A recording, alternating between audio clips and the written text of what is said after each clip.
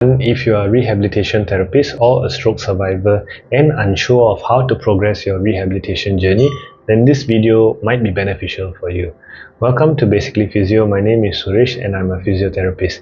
My aim for this video is actually to help you to be more informed in your journey in your stroke recovery. So first things first, before we start, we have to take a stock of where we are at right now. What I mean by this is three things. First, you want to know which phase of stroke recovery you are at. So you can be less than 6 months, within 6 to 12 months, or more than 12 months after your stroke onset. The next thing is you want to understand that the longer it is from your stroke onset, the slower the recovery will be. But by slower, I do not mean that it's impossible. It is possible as long as you are creative, you want to keep trying, and you want to experiment different methods, and you want to get some help along the way. Then you can try to achieve some of these goals. The next thing, you want to understand what is your current functional status. What I mean by that is, are you a bedbound individual? Are you a chairbound individual? Are you walking within the house? Or are you walking in the community? Or are you actually back to working part-time or full-time? And next, I want to make you understand that you want to aim for about 10 to 20% improvements in your goals. What does 10 to 20% look like, you may ask? And this is where I'm going to present to you a framework whereby you can actually look at how a 10 to 20% in your current functional status will look like. But before we get there, if you are liking this video and if you find this content useful, then do subscribe and like this video. It really helps my channel. Okay, now coming to the framework. If you are a bedbound patient, the next thing that you want to aim for is you want to roll to the sides, meaning you want to roll within your bed to the left and right side. Next thing is, after turning to the left and right side, you want to get into a side lying position where from there you can prop yourself into a sitting position upright. After doing this, you want to be able to maintain that sitting position for at least 2 minutes or longer if you can. This is called static sitting balance. Once you are able to achieve this, then you kind of move into the chairbound functional status. And the chairbound functional status, what you're looking out for is that you want to further improve your static sitting balance, and you want to actually improve your dynamic sitting balance, whereby you move your trunk in various directions and you want to maintain that balance within the base of support that you have. Following this, you want to be able to improve your transfers, and by getting from point A to point B by a transfer, you want to reduce the assistance level that you are currently requiring. And the next thing you want to work on is your sit to stands. And after you can sit and stand up by yourself, then you move into a standing category whereby you want to work on your static standing balance. Once you are achieving good static standing balance, then you move into either a therapeutic walker or a functional walker. So if let's say you are a functional walker within your house, you are walking about 10 to 30 meters. The next thing you want to do at this category is you want to improve your dynamic standing balance.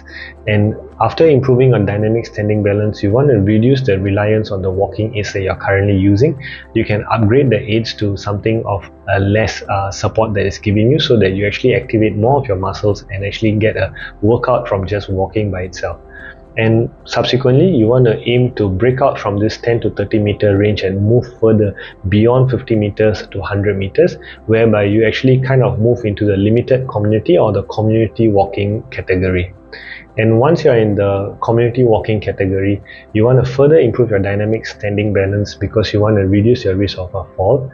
And subsequently, you want to improve your cardiovascular endurance such that you can walk for about 300 to 400 meters and more without stopping. So this is the aim that you want to achieve, and even maybe taking a public transport to get to your workplace if working is something that you want to do, or maybe, for example, going to the market to actually play a part or get a role out of the community. And if let's say you're already working, then congratulations.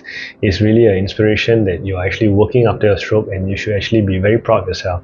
And in the working environment, you want to understand what skill sets you require to perform your work. You should already be knowing this because if you are returning back to work, then you should already know this because this is something that you used to do. And from the skills that is required, what are the skills that you're having a difficulty with? For example, the skill can be typing out things in the computer.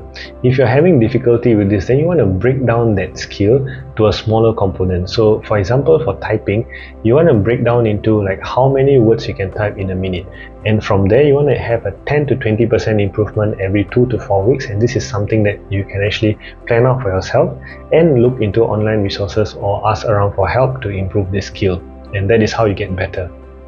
So by looking at this framework, I hope you understand what a 10 to 20% will look like. If not, let me just explain it to you simply. So what I mean by 10 to 20% is when you jump from within the category, you jump to the next level. And if you're able to jump more than 1 or 2 levels, then you are actually within the 10 to 20% improvement range. If you are able to jump to the next category, then that is amazing, and actually you are improving much more than 10 to 20%. So take it easy and take it slow. You don't need to do it very fast, and you should, rather than doing it fast, you want to do it safely. So the most important tip that I have for you is actually to get guidance from a therapist, either a physio or occupational therapist, because these people, they will know what are the current impairments that you're having and what is the impairments that needs to be worked on to achieve a certain functional status or goal for you. But if let's say you do not have access to a therapist, or it's too costly for you in your area, then you can actually continue to watch YouTube videos. Two channels that I'll recommend is Rehab HQ and Post Stroke. I'll link this down in the description below. These guys, they actually break down a lot of exercises for stroke patients, and you can actually just follow along and even maybe search for what are the exercises that you are requiring for your current functional status, and then start to work from there. So I've come to the end of the video, and if you're still hanging on to watching this video, then thank you. Please like and subscribe to my channel if you like the content, and I will actually see you in the next one.